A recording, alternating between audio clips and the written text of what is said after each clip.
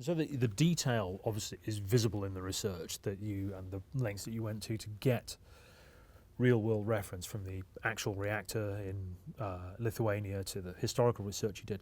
But when it came to things like looking into the reactor core, which is not something that anybody who's alive can tell you about. No.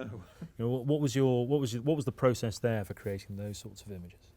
Well, this is where the science fact stroke fiction, we get a little bit of a grey line in here, because we knew we had to look down into the core, because one of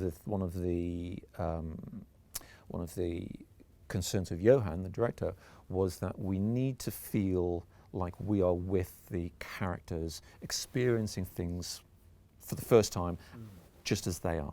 They don't know what they're looking at, so we shouldn't know what we're looking at either. And so you have a lot of conceptual ideas, like looking into the open core, like the blue glow, like the popping blocks on the reactor of the biological shield. There's a lot of concepts there that you think, well, nobody's seen them before, and it would be very easy to sort of make them feel ham or over-contrived.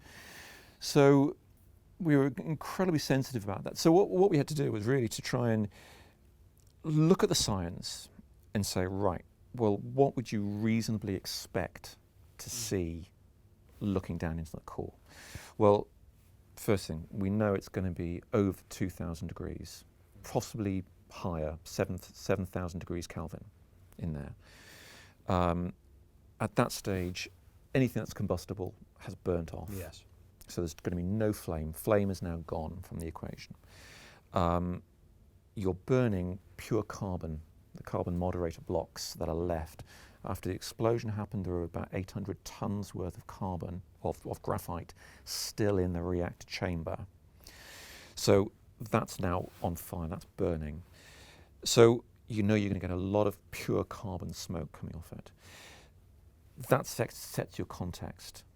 Beyond that, we are making educated assumptions for the grade and for the sort of the feel. That one shot where one of the characters looks down into the core, and you just feel like you're looking into some science fiction hell, basically. It's and you really feel the power in the thing, and that's which is such an important part of the story. This monster has been unleashed and just won't stop. That's it.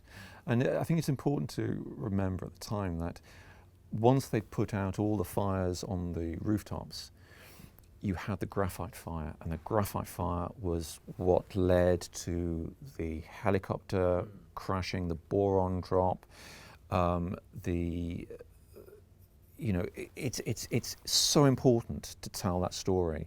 And I think if we hadn't have told that story, you wouldn't have understood what this thing was. And you're absolutely right, it was a monster.